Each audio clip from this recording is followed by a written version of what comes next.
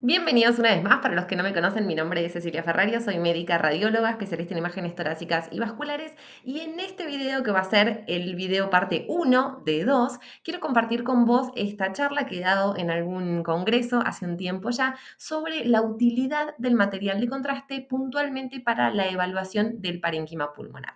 Este suele ser un tema que nos cuesta, sobre todo al principio y no tan al principio, así que aquí durante o a lo largo del análisis de diferentes casos clínicos vamos a ver cómo la utilización de material de contraste puede sumarnos mucho a la hora de evaluar el parénquima pulmonar. Entonces, esta suele ser una de las primeras preguntas con las que nos encontramos. Si sos residente, si hiciste residencia, los primeros días de tu práctica siempre surgió la pregunta: ¿administro contraste o no? ¿Qué tipo de contraste administro? ¿Endovenoso, oral? ¿Endovenoso y oral ambos? ¿En qué casos? ¿En qué circunstancias? Y nos cuesta un poco memorizarlos. Lo típico y lo que repetimos todos, un poco de lo que fuimos aprendiendo en nuestra práctica, es que hay casos muy puntuales en donde el contraste endovenoso en la tomografía de tórax nos va a ayudar mucho. Esos casos son cuando obviamente queramos evaluar patología vascular, cuando queramos analizar patología mediastinal, cuando estemos evaluando patología que involucre a la pleura, al diafragma o a la pared torácica. Y en general, esta afirmación yo la decía mucho y la escucho mucho también: para evaluar el parénquima pulmonar, el pulmón en sí, el contraste endovenoso no es necesario. Y nuestra lógica es que el aire es el contraste natural del pulmón, ¿no? Cualquier tipo de patología que ocupe el espacio alveolar por contraste con ese aire. Ustedes saben que en tomografía y en radiografía lo que nosotros vemos en realidad es diferencia de densidades. Esa ocupación del espacio alveolar, que puede ser por miles de causas, edema, neumonía, hemorragia, células tumorales, va a ser un gran contraste con el aire que está ocupando el parénquima pulmonar sano, y esa diferencia de densidades nos va a permitir hacer una buena evaluación. Y eso es correcto en principio. Muchos de nosotros nos quedamos contentos, genial, me acuerdo, patología vascular, patología mediastinal, pleura, pared torácica y diafragma, contraste, pulmón, no lo necesito. Pero una vez que vos ya sentís que aprendiste algo dentro de todo esto que tenemos que aprender en imágenes, empezás a encontrarte con algunos casos que te hacen dudar, ¿sí? Y este es uno de esos primeros casos. Fíjate que esta es una paciente femenina de 65 años, un cuadro clínico muy habitual cuando evaluamos patología torácica pulmonar puntualmente: tos, disnea, fiebre y una opacidad en la RX de tórax. Fíjate que le hacemos una tomografía de tórax sin contraste. Este suele ser el primer estudio de elección para iniciar la evaluación de la patología torácica de nuestros pacientes. Muchas veces tenemos una RX patológica, complementamos con una tomografía de tórax sin contraste y eventualmente, a partir de los hallazgos que veamos ahí, es como decidimos seguir el algoritmo diagnóstico. Y fíjate lo que vemos en este paciente, ¿no? Efectivamente tiene una ocupación del espacio alveolar en el lóbulo superior izquierdo, pero en esta adquisición ya vemos que esta ocupación del espacio alveolar, fíjate que esto es el parénquima pulmonar, así es como lo vemos en ventana mediastinal o en ventana de partes blandas. Como te decía, esto que ocupa el espacio alveolar en el lóbulo superior izquierdo tiene una densidad heterogénea, ¿no? Vemos como por sectores una densidad un poquito más aumentada, por otros sectores una densidad aumentada pero más hipodensa con respecto a la región más medial del sector patológico. Entonces, esto nos empieza a generar dudas. ¿Esto será una neumonía? ¿Será una neumonía agregada con otra entidad, otro proceso patológico que esté jugando aquí en el parénquima pulmonar? Y si vemos más de una patología pulmonar, aquí nos surge la pregunta: ¿me servirá administrar contraste endovenoso para tener más información sobre estos hallazgos patológicos que estoy viendo en la tomografía? Y efectivamente, fíjate, posteriormente a la realización de la tomo sin contraste, le administramos contraste endovenoso a la paciente, y aquí podemos ver casi perfectamente esta delimitación entre este tejido patológico, este sector patológico, que es compatible con un proceso neoproliferativo, con un tumor del parénquima pulmonar. Fíjate la densidad sólida, levemente heterogénea que presenta, tiene signos de infiltración de la grasa mediastinal. Fíjate que entra en íntimo contacto con la pared de la aorta descendente torácica. Y por otro lado tenemos esta otra lesión que también es patológica, pero tiene características tomográficas distintas a la lesión que vemos en la región más paramediastinal o iliar del lóbulo superior izquierdo. En este caso, fíjate que tenemos algo de angiograma, no sé si lo puedes ver luego de la administración de contraste, que en la lesión primaria no veíamos, y una densidad, como decíamos, distinta, un realce distinto.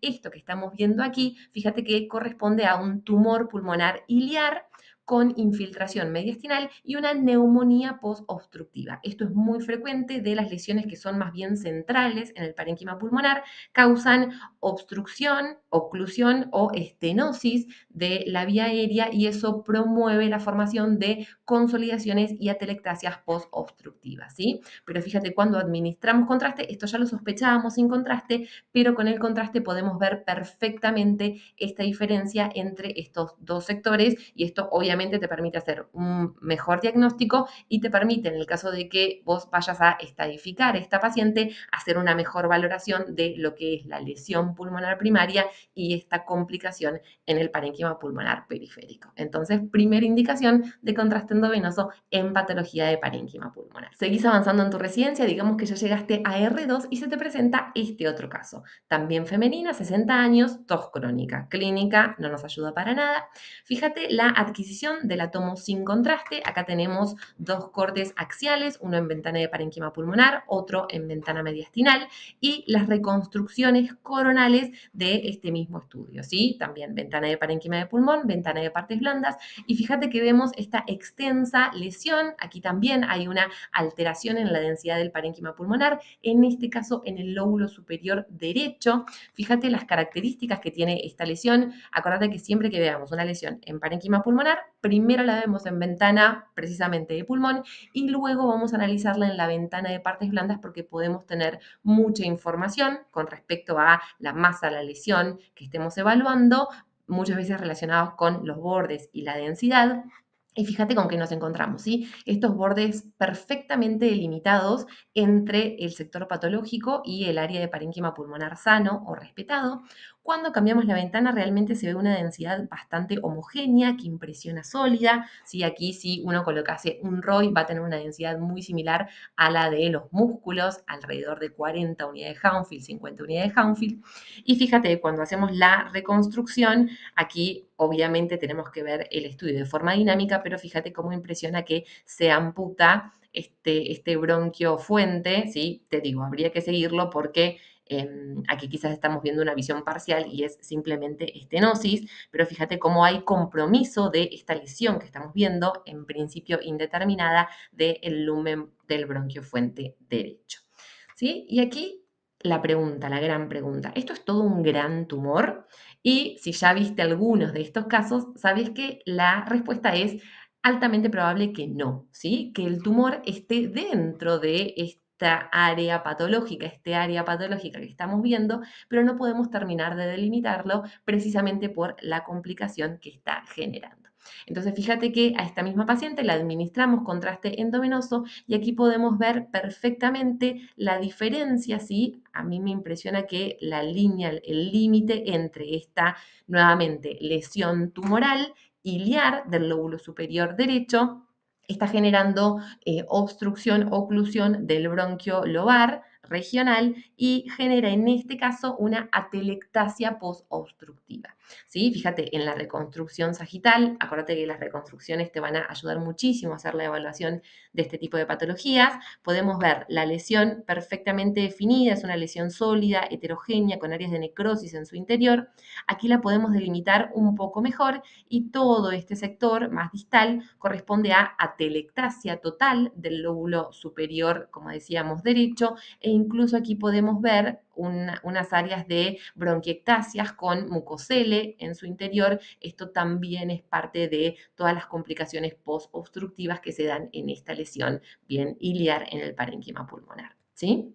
Entonces, como decíamos, un tumor iliar, en este caso en el lóbulo superior derecho, asociado a atelectasia postobstructiva, ¿sí? Fíjate que si no tuviésemos contraste y no tuviésemos mucha experiencia en la valoración de este tipo de lesiones o de patología, podríamos hacer una medición desde aquí o desde aquí hasta aquí para evaluar la lesión y esto sería totalmente incorrecto, ¿sí? Así que un caso más en los que ahora sabes que es beneficioso o nos puede sumar mucha información administrar contraste endovenoso en patología de parénquima pulmonar.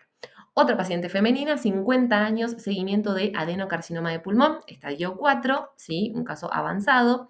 Fíjate que esta es la tomografía previa a la radioterapia, que fue la estrategia terapéutica que se decidió utilizar en esta paciente, ¿sí? Una lesión voluminosa, esto ya es una masa, mide más de 3 centímetros, sólida, heterogénea, con necrosis, bordes irregulares. Fíjate cómo se comporta con el resto del parénquima pulmonar. Acá tenemos otra lesión que también es altamente sugestiva de lesión del espectro de adenocarcinoma, una lesión subsólida mixta.